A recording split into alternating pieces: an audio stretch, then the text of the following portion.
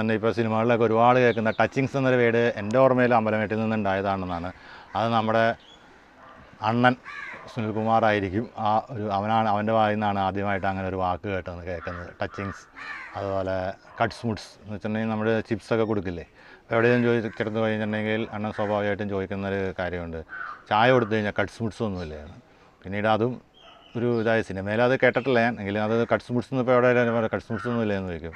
Cuts മുട്ട്സ് എന്താണ് അങ്ങനെയൊക്കെ ഉള്ള അത് അങ്ങനെ കുറേ വാക്കുകൾ കുറേ കാര്യങ്ങളൊക്കെ നമ്മുടെ ഈ അമ്പലമേട് ഈ ഇതിൽ നിന്നൊക്കെ സിനിമകളിൽ പോലും ഞങ്ങൾ പിന്നീടാണ് അത് കേൾക്കണത്. കാരണം അതിലേറ്റവും നല്ലൊരു ഉദാഹരണം ഞാനിപ്പോൾ ഈ പറഞ്ഞുകൊണ്ടിരിക്കുമ്പോൾ ഓർക്കുകയാണ്, ഈ നമ്മുടെ ചോട്ടാ മുംബൈ എന്ന് പറഞ്ഞൊരു സിനിമയിൽ ഇതുപോലെ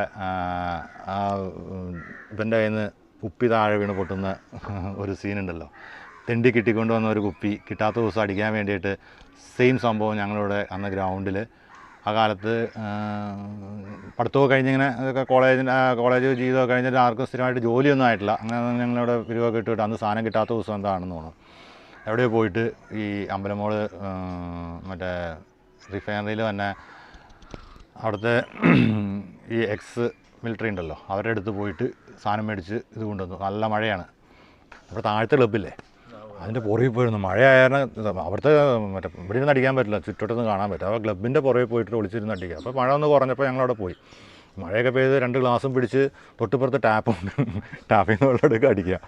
അങ്ങനെ പിടിച്ച് കഴിഞ്ഞാൽ എൻ്റെ 4 പേര് 5 പേരെ അങ്ങനെ എൻ്റെ തങ്കമയിലെ പോലിപ്പിക്കണ നേരെ താഴ്ത്തു കൊണ്ട് ടീം എന്ന് പറഞ്ഞ് പോയി. പിന്നെ ഒരു സാധനം കിട്ടില്ല, കയ്യിൽ 5 പൈസ ഇല്ല. സത്യം പറഞ്ഞാൽ ആ സിനിമയിൽ ഞാൻ ആ സിനിമ കണ്ടപ്പോൾ ആദ്യം വിചാരിച്ച ഈ സംഭവമാണ്. കാരണം നമ്മൾ ഇവിടെ ഉണ്ടായൊരു സംഭവം തന്നെയാണ് ആ സിനിമയിൽ അത് വന്നേക്കുന്നത്. കൃത്യമായ കാര്യമാണ്. കാരണം കിട്ടാത്തൊരു സാധനം നിലത്ത് വീണ് പൊട്ടി പോകുമ്പോൾ ഉണ്ടാകുന്ന അവസ്ഥ ആലോചിച്ചു. അവനെ അടിയപ്പം തന്നെ അവന് കിട്ടി. പിന്നെ അവനെ എവിടെയോ പോയി ആരെയൊക്കെ കരഞ്ഞ് കാല് പിടിച്ച് കാശ് മേടിച്ച് സാധനം കൊണ്ട് തന്നു. അത് ഉണ്ടായ സംഭവം തന്നെയാണ്. ആളുടെ പേരൊന്നും ഞാനിവിടെ പറയുന്നില്ല, കാരണം ആ ഒരു കാലഘട്ടത്തിൽ കാണുന്നത് ഞങ്ങൾക്ക് ഒരു 10, 23, 24 വയസ്സുള്ളപ്പോൾ സംഭവിച്ചേക്കുന്ന ഒരു കാര്യമാണ്.